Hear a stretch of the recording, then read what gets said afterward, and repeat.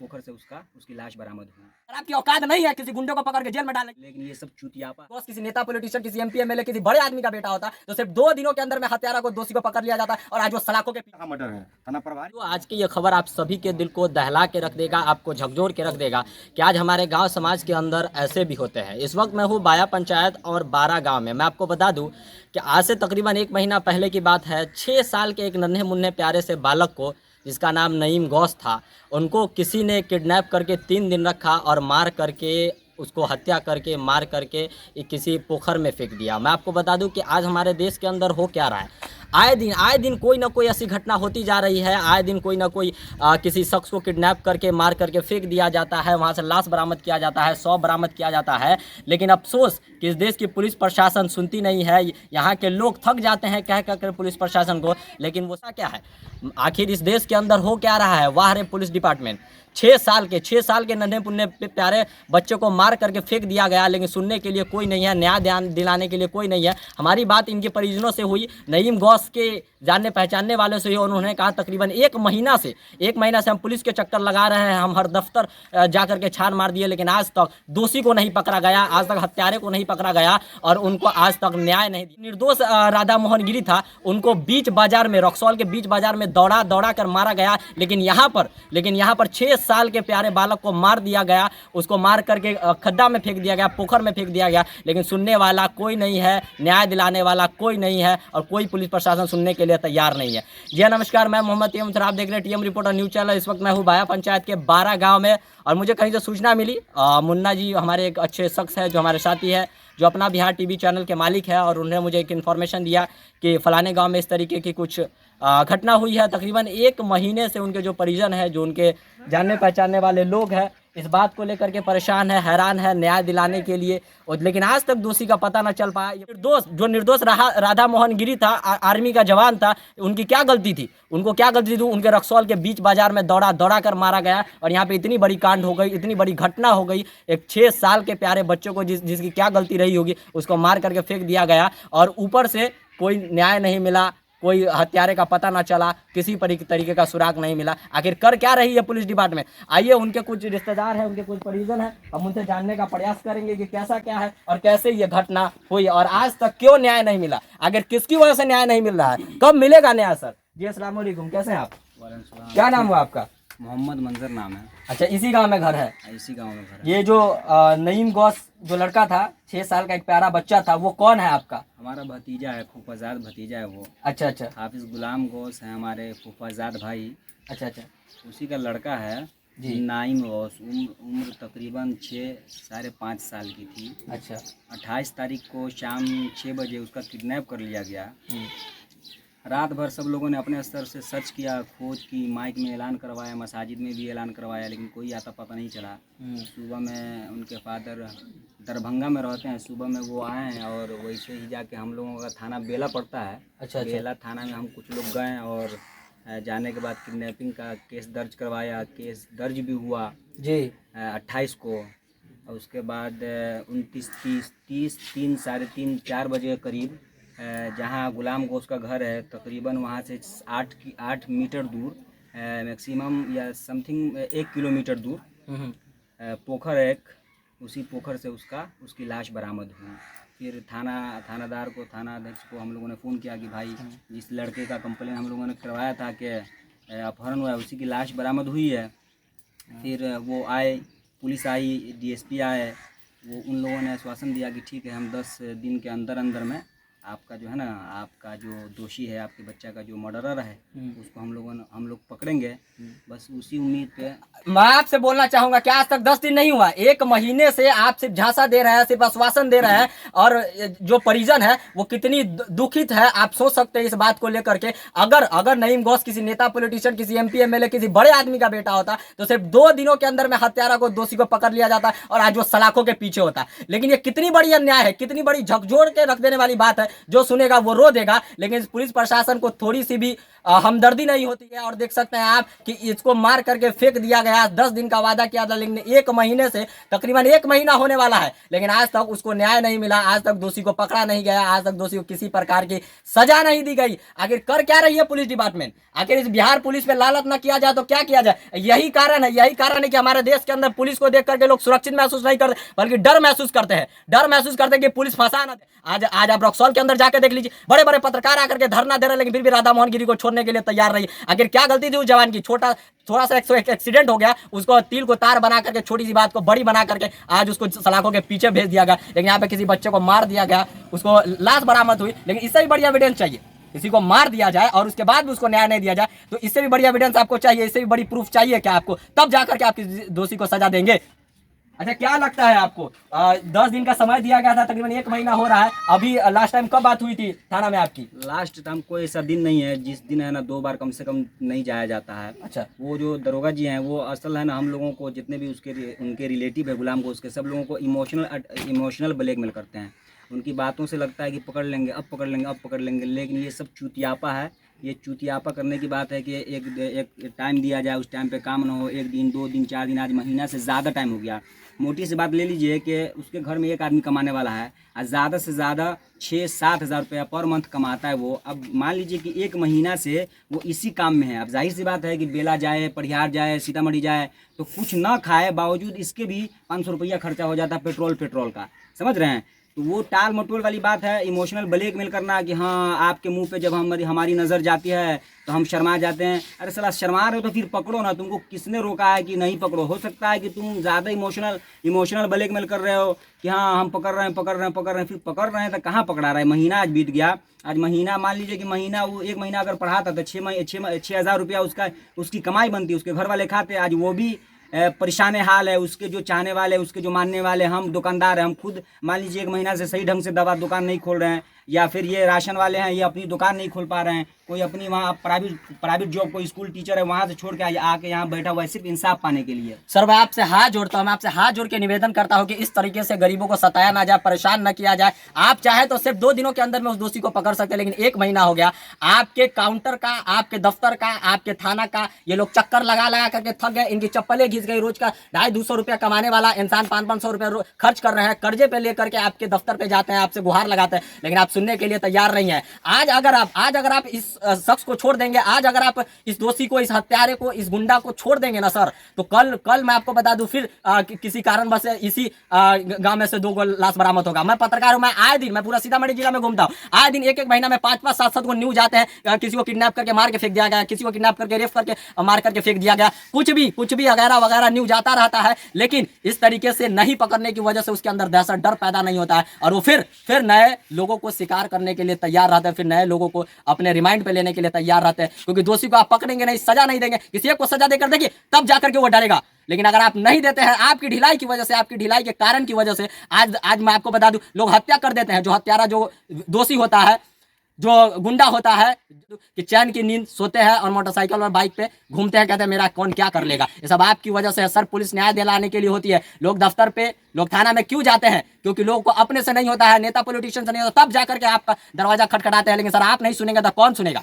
कौन सुनेगा इस गरीबों की आवाज? सर आपको सुनना होगा और आपको न्याय दिलाना होगा। जब तक न्याय नहीं होगा, तब तक हम आते रहेंगे। हम 1 नहीं 50 वीडियो बनाएंगे और कल हम 50 को पत्रकार को ला करके खड़ा कर देंगे, और जो है हम इसके ऊपर बार बार इसका हम विरोध करेंगे। आपको अगर सच बोलने से जेल होती है, केस होती है, तो कीजिए केस, आप केस कीजिए। अगर मैं सच बोला, अगर सच बोलने से तकलीफ होती है, अगर आपकी औकात नहीं है किसी गुंडे को पकड़ के जेल में डालने की, आपकी औकात नहीं है किसी दोषी को पकड़ के जेल में डालने की, किसी हत्यारे को पकड़ के जेल में नहीं डालने की, अगर आपको पत्रकार का सच अगर आपको कड़वा लगता है, बुरा लगता है, तो आप डालिए, हम जाने के लिए तैयार है दिल। अच्छा, कोई नेता पॉलिटिशियन का सपोर्ट नहीं लिया? नेता पॉलिटिशियन का तो सपोर्ट लिया, सब लोगों ने भी थाना अध्यक्ष को फ़ोन किया है, लेकिन कोई कान में कोई जू नहीं रेंग रहा। हमारे एक मित्र हैं जनाब मुन्ने सिद्दीकी, ये जनाब जो है ना धरना पर भी बैठे हैं। अब पुलिस आई, उसके बाद इनको कहा कि ठीक है कि आप उड़ जाइए, 1 हफ्ता का समय दीजिए हमको। 1 हफ्ता क्या पुलिस नहीं धरना पे बैठेगी? और पुलिस आए, लाठी चार्ज करे, आप मार के वहां पे एक औरों को खत्म कर दीजिएगा तो यो नहीं हटेगा। क्या करेगा हमारे देश के अंदर? लोग क्या करेगा? जब आपको कह करके लोग थक जाते हैं, जब नेता पॉलिटिशियन नहीं सुनते हैं किसी काम को लिए, किसी बात के लिए, किसी थाना प्रभारी नहीं सुनते हैं, थाना प्रशासन नहीं सुनेंगे, तो लोग क्या करेंगे? सर प्रोटेस्ट करेंगे, धरना देंगे, किसी काम का विरोध करेंगे, चक्का जाम करेंगे, रोड जाम करेंगे, किसी गाड़ी को फूकेंगे। यही करते हैं लोग, अंतिम में करते हैं, मजबूर होकर के करते हैं लोग, लाचार बेबस होकर के करते हैं। सर किसी को शौक नहीं अपना काम धंधा छोड़ करके प्रोटेस्ट करने के लिए, धरना करने के लिए, और लेकिन आप लोग लाठीचार्ज कीजिएगा।